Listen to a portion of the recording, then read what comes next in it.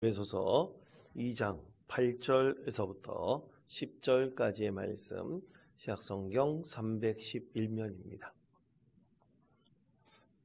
이 세 절의 말씀을 우리 저와 함께 한 목소리로 봉독합니다.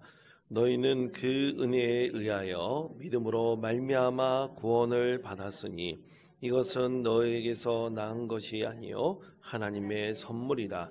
행위에서 난 것이 아니니 이는 누구든지 자랑하지 못하게 함이라. 우리는 그가 만드신 바라 그리스도 예수 안에서 선한 일을 위하여 지으심을 받은 자니 이 일은 하나님이 전에 예비하사 우리로 그 가운데서 행하게 하려 하심이니라. 아멘. 오늘 말씀의 제목은 사명을 받아들이기입니다. 목적이 이끄는 40일을 쓴 릭 워렌 목사는 이 하나님의 목적을 따라 우리가 지음을 받았으며 우리가 무엇인가 기여하기 위해 이 세상에 지음받아 존재하게 되었다. 그렇게 그는 주장을 했습니다. 그러니까 여러분, 우리가 요즘에 자원을 굉장히 많이 소비를 해서 지구상에 굉장히 큰 문제가 나타나고 있지 않습니까? 이산화탄소의 문제로 인해서 지구온난화가 가속화되고 있죠. 그래서 우리는 그것을 직접적으로 피부로 와닿고 경험하고 있습니다. 그렇게 우리는 세상에 있는 자원을 다 소비하려고 사실은 지음받은 존재가 아니고, 사실은 우리는 이 세상에 무언가 기여하기 위해서, 무언가 이 세상에 행하기 위해서 우리는 지원받았다. 그렇게 주장했던 것입니다.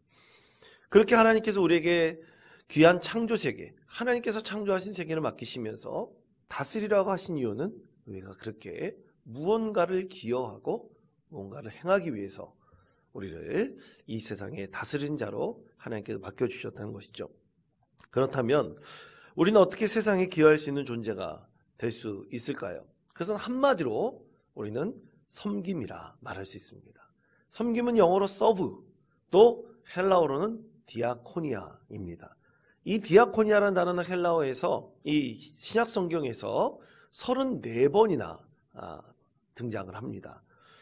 마태복음에는 작은 자를 위해서 교회가 봉사하고 섬겨야 된다고 말씀하고 있으며, 그만큼 교회가 세상에 대해서 섬기고 봉사하는 것을 빼놓고서는 이 교회의 존재성, 다시 말해 교회의 선교성에 대해서 말할 수 없음을 분명하게 우리 하나님께서 말씀하고 계시죠. 교회는 이런 봉사와 섬김을 위해서 하나님께서 주신 것이 있습니다. 하나님의 권위로 세워진 것이 있습니다. 여러분, 그것이 바로 뭡니까? 바로 우리가 받은 직분입니다. 그래서 본래 직분은 봉사와 섬김을 위해서 초대교회가 7명의 집사 직분을 줌으로써, 하나님의 권위로 안수함으로써 이 직분이 시작되었습니다. 그리고 사도들은 똑같이 사실 봉사를 하지만 봉사하고 섬기는 일이 너무나 과다하다 보니 사도들이 이 성도들을 가르치고 또 말씀을 전하고 기도하는 것에 소홀히 할까봐 대신하는 것이 아니라 사실 같이 하지만 이 봉사와 섬김의 일을 더 감당하도록 이 평신도들 중에서 7명의 집사를 세워서 특별히 교회에서 그 일을 감당하도록 한 거죠. 그런데 그것을 가리켜 어떤 분은 교회 직원으로 일하는 분들, 그분의 근원이다, 이렇게 말씀하시는 분들이 있어요. 사실 그렇지는 않습니다. 다 그것을 포함하고 있는 개념이죠. 그러므로 직분을 받는다는 것은 봉사와 섬김을 위해서 하나님께서 감당할 자격을 주신 것입니다. 이 성도는 이런 직분을 받음으로 하나님께서 봉사할 만한 아주 기본적인 신앙과 자세와 또 그것에 대한 책임을 맡을 만한 분이라는 것을 하나님께서 이 직분을 통해서 보여주신 거죠. 그러면 항존직이 된다는 것은 뭡니까? 그만큼 더 책임을 가지고 교회 사역을 감당할 만한 자격이 주어진다다. 그렇게 하나님께서 많은 사람들에게 선포하시고 또 하나님의 권위로 그 직분을 우리에게 주신 것이죠. 그래서 교회 공동체는 이 직분을 통해서 무엇을 합니까? 반드시 섬기고 봉사해야 됩니다. 그럼 섬김과 봉사의 대상은 누굽니까? 성도들만이 아니에요. 그것은 하나님께서 주신 이 세상 모든 사람들, 또 이 세상입니다. 그렇게 하나님께서는 봉사와 섬김을 우리를 통해서 이루도록 하셨습니다. 오늘 하나님께서 우리의 존재성에 대해서 아주 명확하게 하시는데요. 자, 에베소서 2장 10절의 말씀을 다 같이 한 목소리로 읽겠습니다. 우리는 그가 만드신 바라 그리스도 예수 안에서 선한 일을 위하여 이 일은 하나님이 전에 예비하사 우리로 그 가운데서 행하게 하려 하심이니라. 아멘. 자, 우리의 존재성에 대해서 하나님께서 뭐라고 말씀하십니까? 그리스도 예수 안에서 선한 일을 위하여 지으심을 받았다. 분명하게 말씀합니다. 이것이 바로 우리가 하나님께서 우리를 창조하신 그 존재의 이유가 되는 것이죠. 그래서 하나님의 사역, 곧 봉사와 섬김을 감당한다는 것은 그리스도인으로서 아주 지극히 당연한 것입니다. 그렇다면 우리의 존재성, 우리가 어떤 목적으로 지음을 받았는지, 그리고 이 목적이 우리를 통해서 어떻게 구현되어야 할까요? 그것은 우리가 지음받은 목적을 분명히 할 때 가능합니다. 얼마 전 저희 집이 참 오랫동안 보던 TV가 망가져 버렸습니다. 요즘 TV들은 지가 스스로 망가져 버리면 가전제품 고치려고 할 수도 없나 봐요. 그냥 버려야 된답니다.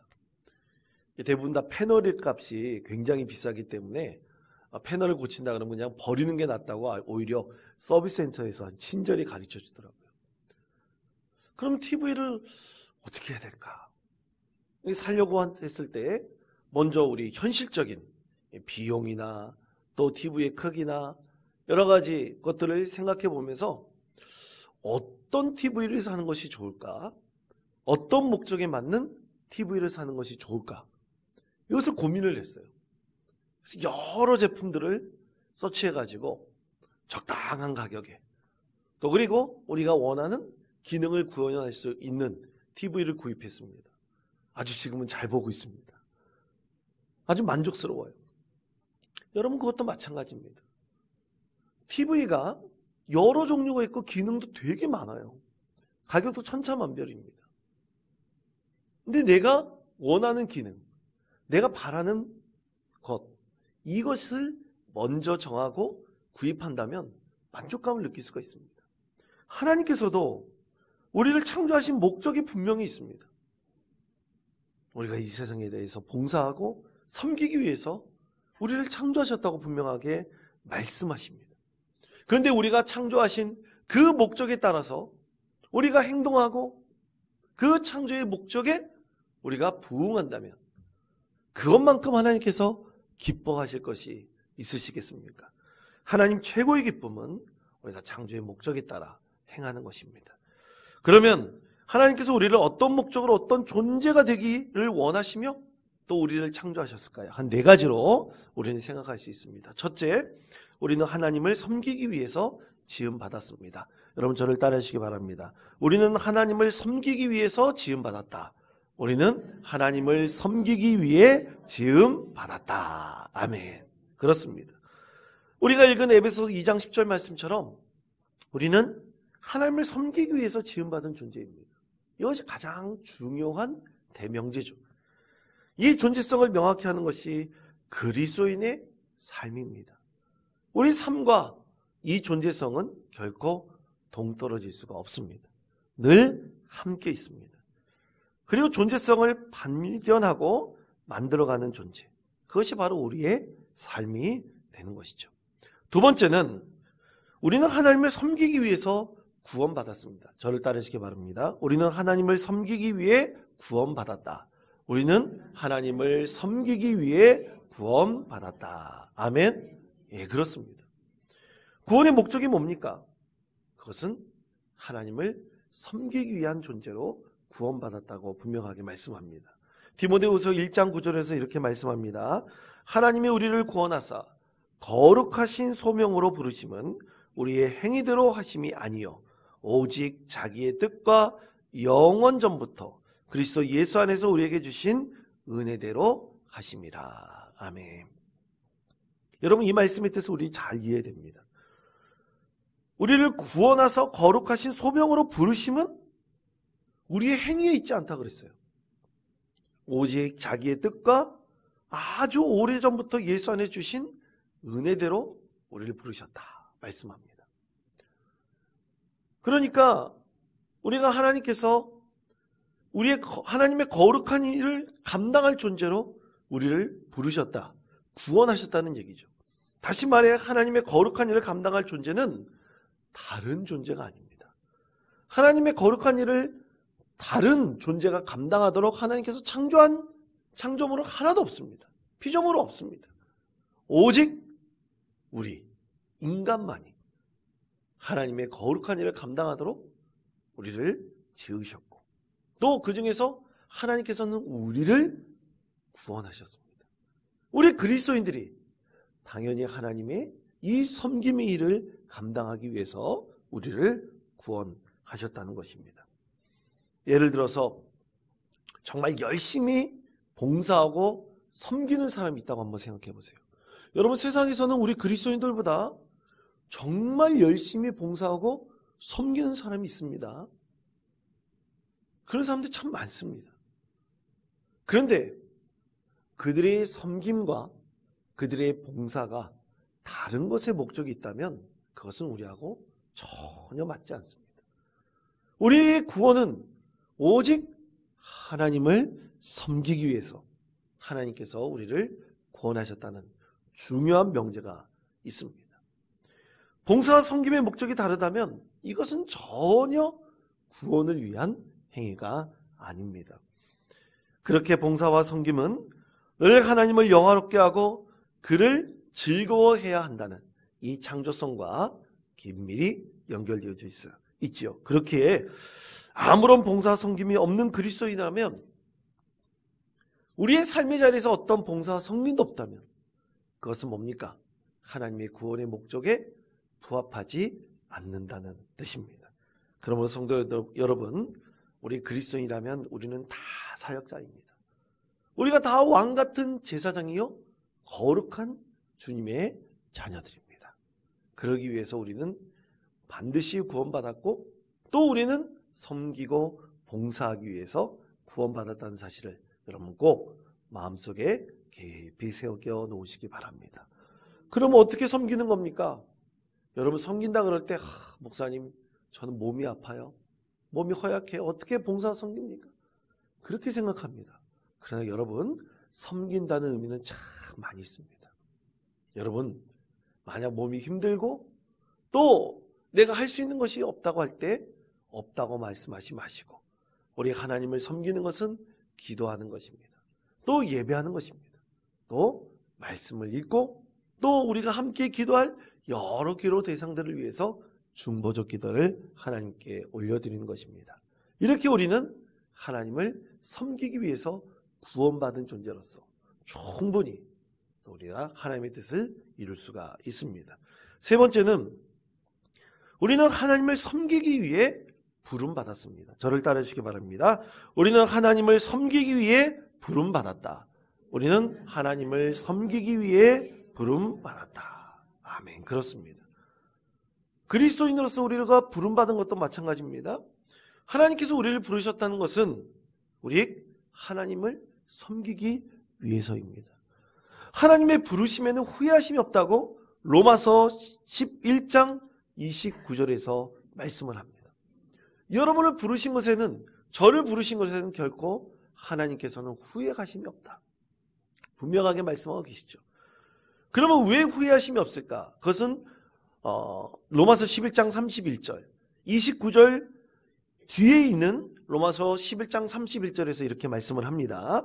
이와 같이 이 사람들이 순종하지 아니하니 이는 너희에게 베푸시는 긍휼로 이제 그들도 긍휼을 얻게 가려 하심이라. 아멘. 세상 사람들이 순종하지 않고 그러니까 이제 하나님께서는 우리를 특별하게 택하서 우리를 부르셔서 우리에게 먼저 하나님의 사랑, 하나님의 자비, 하나님의 긍휼을 경험하게 하셨다는 말씀입니다. 그럼 경험하게 하신 것을 어떻게 해야 됩니까? 행동해야 되죠. 그렇게 행동하여 이 세상 사람들에게 하나님의 자비와 긍휼을 베풀라는 거예요.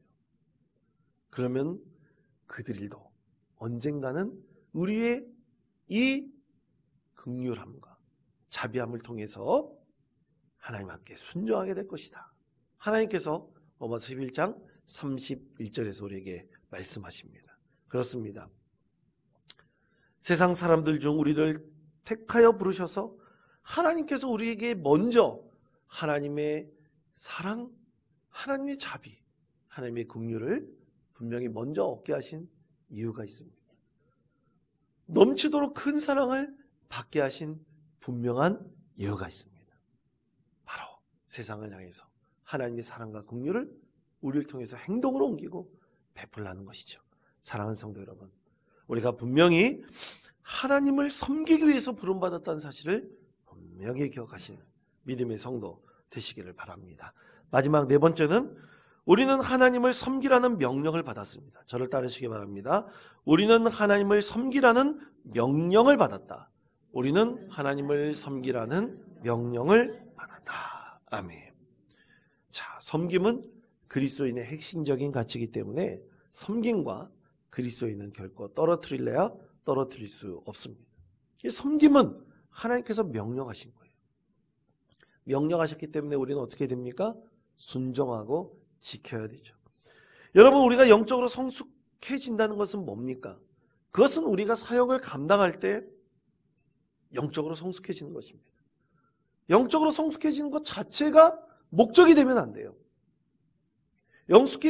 성숙해지는 것 자체, 영적으로 성숙해지는 것 자체가 목적이 되어버리면 우리는 믿음은 엇나갈 수가 있습니다.